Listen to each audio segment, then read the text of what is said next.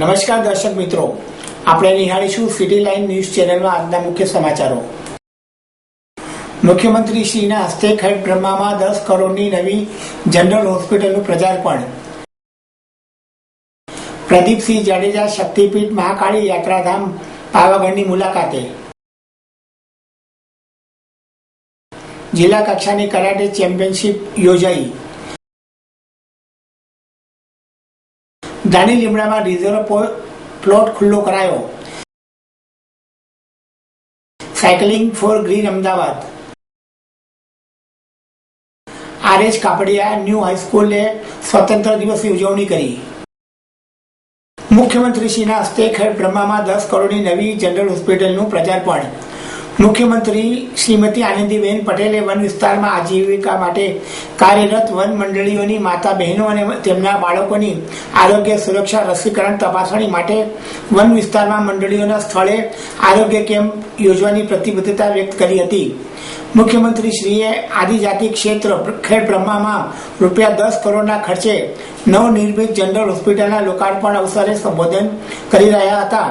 150 પથારીઓની સુવિધા સાથે અદ્યતન આરોગ્ય સાધનોની સજ્જ આ નવીન હોસ્પિટલ ખેડ બ્રહ્મા પોશીના વિજયનગરના વનવાસી પરિવારોને આરોગ્યની સુવિધા પૂરી પાડવાનું સેવા માધ્યમ બનશે તેવા વિશ્વાસ તેમણે વ્યક્ત કર્યો હતો.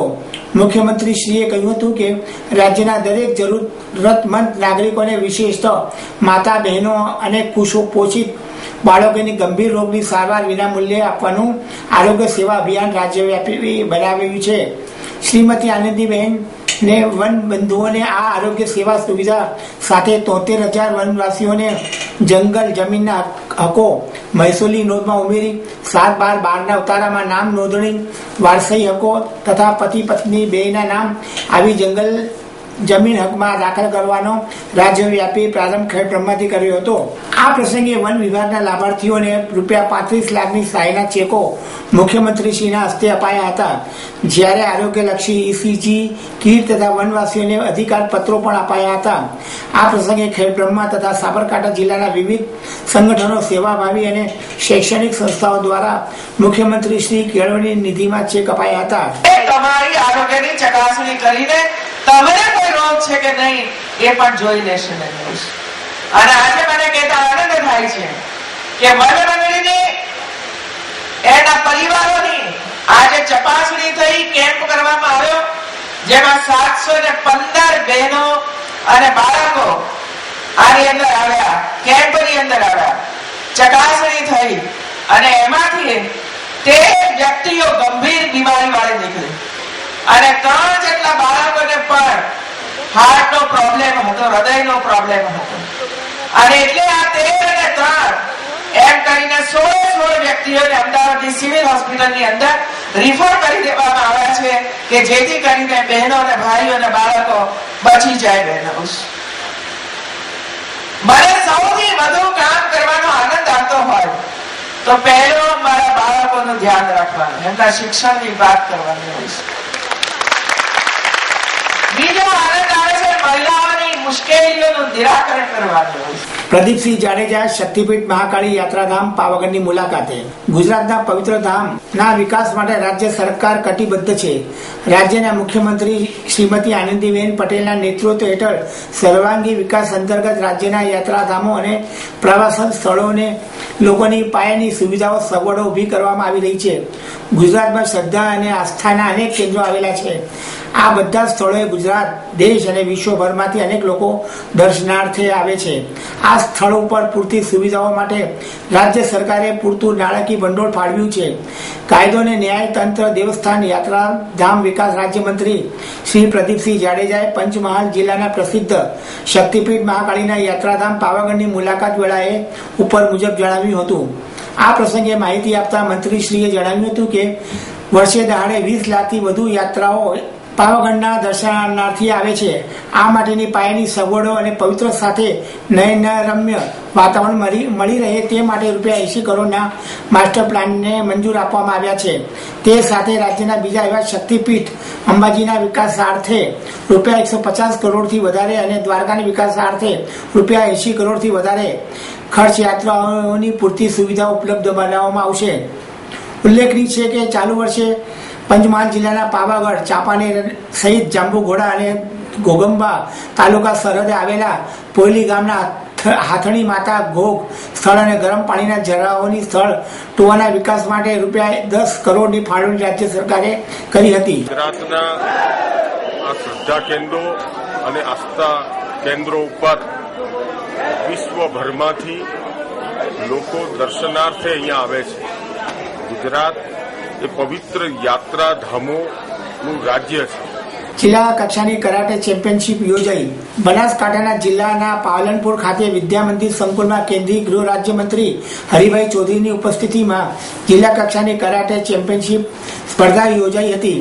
આ પ્રસંગે પ્રાસંગિક પ્રવચન કરતા જણાવ્યું હતું કે રમતગમત એ જીવન સાથે સંકળાયેલી અગત્યની બાબત છે. તેમણે કહ્યું હતું કે વિવિધ રમતો અને યોગથી જીવનમાં સાહસ, સ્થિરતા, સરળતા અને નિર્ણય શક્તિ જેવા અગત્યના ગુણો કેળવાય છે.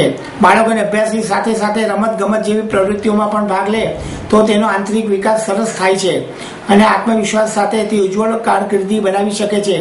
તેમ જણાવતા મંત્રીશ્રીએ કહ્યું હતું કે આપણી દીકરીઓ ભણવામાં તથા ઉચ્ચ કારકિર્દી બનાવવામાં અગ્રસર છે, ત્યારે દરેક વાલીઓએ દીકરીઓને પણ ઉચ્ચ શિક્ષણ સુધી ભણાવવાની સાથે યોગા અને વિવિધ રમતોમાં પણ તે ભાગ લે તેવા પ્રયત્ન કરવા જોઈએ. મંત્રી શ્રી ચૌધરીએ કહ્યું હતું કે દીકરા દીકરીઓ કરાટે સારી રીતે શીખી શકે જેથી તેઓ તંદુરસ્ત અને પ્રસન્ન રહે તેમજ જરૂર પડે પોતાનું સ્વરક્ષણ આસાનીથી કરી શકે છે. બનાસકાંઠા જિલ્લામાં છેલ્લા 12 વર્ષથી યુવાનોને કરાટે પદ્ધતિની તાલીમ આપવામાં આવે છે. જિલ્લા કક્ષાની આ સ્પર્ધામાં કુલ 315 બાળકોએ ભાગ લીધો હતો. આ પ્રસંગે વિદ્યામંદિર સ્કૂલમાં ધોરણ 9માં અભ્યાસ કરતી વિદ્યાર્થીની કુમારી ખેવના દીપકભાઈ જોશીએ કરાટે, ભરતનાટ્યમ, યોગાસનો, વેસ્ટર્ન ડાન્સનું મિશ્રણ સન્માન આકર્ષણ ફ્યુઝન ડાન્સનો કર્યો હતો. દાણી લીમડામાં રિઝર્વ પ્લોટ ખુલ્લો કરાયો. અમદાવાદ મ્યુનિસિપલ કોર્પોરેશનના દક્ષિણ ઝોનના deputy municipal commissioner Shri CR ખસાણીના માર્ગદર્શન હેઠળ દક્ષિણ ઝોન એસ્ટેટ TDO ખાતા દ્વારા દાણી લીમડા વોર્ડ 5માં TP સ્કીમ અમલીકરણની કામગીરી અંતર્ગત TP સ્કીમમાં વિવિધ હેતુઓ માટે નિયત કરવામાં આવેલ અમદાવાદ મ્યુનિસિપલ કોર્પોરેશન રિઝર્વ પ્લોટો ખુલ્લા કરવાની કામગીરીના ભાગરૂપે દાણી લીમડા વોર્ડમાં વૈકુંઠ ધામ મંદિર સામે BRTS રૂટ પર TP સ્કીમ નંબર 37 સેક્ટર 1માં મસ્ટર સ્ટેશનના હેતુ માટે રિઝર્વ ફાળવણી પ્લોટ નંબર 19 પૈકીમાં આવેલ 11 કોમર્શિયલ ઉપયોગ માટે તથા 7 રહેણાંક પ્રકારના બાંધકામોને દક્ષિણ ઝોન એસ્ટેટ અને નગર વિકાસ ખાતાના દબાણ વિભાગ સહિત તમામ સ્ટાફ દ્વારા 3 JCB machine, Hitachi machine, wheel dozer તથા 2 દબાણ ગાડીઓ અને 3 ડમ્પરના ઉપયોગ વડે દૂર કરી આશરે 664 કિલોમીટર ક્ષેત્ર ધરાવતો રિઝર્વ પ્લોટ ખુલ્લો કરેલ છે. સદરૂ પ્લોટ સંદર્ભ નામદાર કોર્ટમાં લાંબા સમયથી ચાલતા લિટિગેશનનો નિકાલ થતા અંદાજિત ₹5 કરોડ જેટલી બજાર કિંમત ધરાવતા આ પ્લોટનો કબજો મેળવવામાં આવેલ છે. આમ TP સ્કીમ અમલીકરણના ભાગરૂપે અમદાવાદ મ્યુનિસિપલ કોર્પોરેશનના રિઝર્વ પ્લોટોમાં થયેલ બાંધકામો, દબાણો દૂર કરવાની કામગીરી આગામી દિવસોમાં પણ સઘન રીતે ચાલુ કરવામાં આવનાર છે. Cycling for green Ahmedabad youth hostel association of India Ahmedabad Bapunagar પ્રેરિત ચલો ચલે પ્રકૃતિ કી ઓર ગ્રુપ દ્વારા આજ આઝાદી દિન 15મી ઓગસ્ટ 2015 શનિવારના રોજ હરદાસપુર ટુ ગાંધીનગર, બાપુનગરથી ઇન્કમટેક્સ સુધી સાયકલિંગ ફોર ગ્રીન અમદાવાદ અંતર્ગત અમદાવાદના સાયકલિસ્ટો માટે એક સાયકલ રેલીનું આયોજન કરવામાં આવ્યું હતું. આ રેલીને આજે સવારે 6:15 કલાકે રૂલ ઓફ લો સોસાયટી અમદાવાદના અધ્યક્ષ શ્રી ચંદ્રવર્ધન ધ્રુવ તેમજ ગુજરાતના મહામંત્રી શ્રી ડોક્ટર સુરેન્દ્રસિંહ ગૌતમ દ્વારા ફ્લેગ આપીને રેલીને રવાના કરેલ. આ રેલી સરસપુર, કાલુપુર, પ્રેમ દરવાજા, દરિયાપુર, ગાંધી બ્રિજ થઈને 6:50 કલાકે ઇન્કમટેક્સ શિસ્તબદ્ધ રીતે વિના વિઘ્ને પહોંચી હતી. ત્યારબાદ ગાંધીજીની પ્રતિમા સમક્ષ સમૂહમાં રાષ્ટ્રગીતનું ગાન રિઝર્વ બેંક કર્મચારી યુનિયનના સેક્રેટરી શ્રી નરેશ મુલાણી તથા જગદીશ પાટીલે ગવડાવ્યું હતું. તાજેતરમાં ગુરુવારે સાયકલ ઉદ્યોગના જનક અને હીરો સાયકલ કંપનીના સ્થાપક ચેરમેન ઓમપ્રકાશ મુંજાના નિધન પર 2 મિનિટ મૌન પાળવામાં આવ્યું હતું. આ પ્રસંગે હીરો સાયકલ કંપની ગુજરાતના સેલ્સ મેનેજર શ્રી સક્સેના હાજર રહ્યા હતા. રેલી ત્યારબાદ રિવરફ્રન્ટ પહોંચી હતી.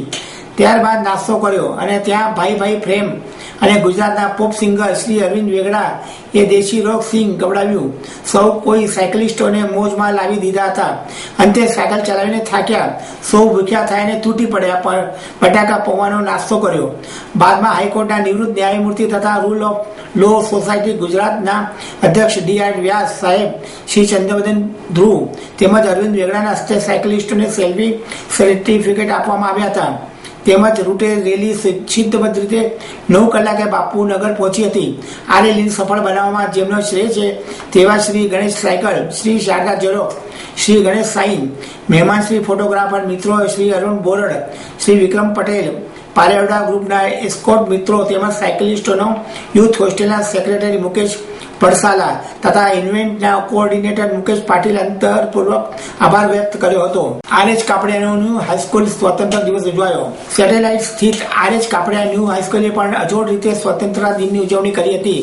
સામાન્ય રીતે આ દિવસે શિક્ષકો દ્વારા શીખવવામાં આવેલ પ્રવૃત્તિઓ વિદ્યાર્થીઓ કરતા હોય છે, પરંતુ આ વખતે વિદ્યાર્થીઓને સ્વતંત્રતા દિનનું મહત્વ સમજાવવા માટે શિક્ષકોએ વિશેષ પ્રવૃત્તિઓમાં ભાગ લીધો હતો. એક શિક્ષક દ્વારા પ્રાર્થના ડાન્સ કરવામાં આવ્યો હતો.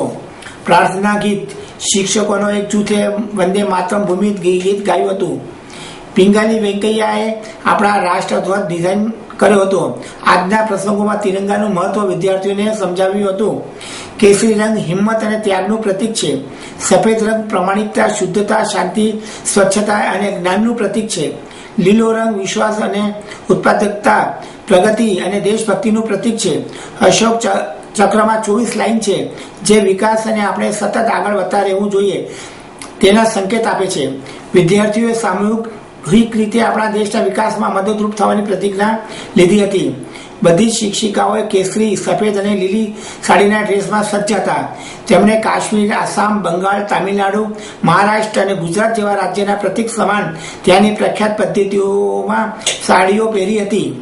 નાના બાળકોએ પણ આપણા ધ્વજના પ્રતીક એવા કેસરી રંગ, વાદળી તથા લીલા રંગની ટી શર્ટ પહેરી હતી. બાળકો મહાત્મા ગાંધી, જવાહરલાલ નહેરુ, લાલ બહાદુર શાસ્ત્રી, સરદારભાઈ પટેલ, રાણી લક્ષ્મીબાઈ અને ઇન્દિરા ગાંધીના ડ્રેસમાં સજ્જ થયા હતા. આ કાર્યક્રમ ખૂબ જ સારી રીતે પૂર્ણ થયો હતો અને બધા જ વિદ્યાર્થીઓ તાળીઓથી શિક્ષકોના પરફોર્મન્સને વધાવી લીધા હતા. આપ નિહાળતા રહો સિટી લાઇન ન્યૂઝ ચેનલ. આ હતા આજના મુખ્ય સમાચારો.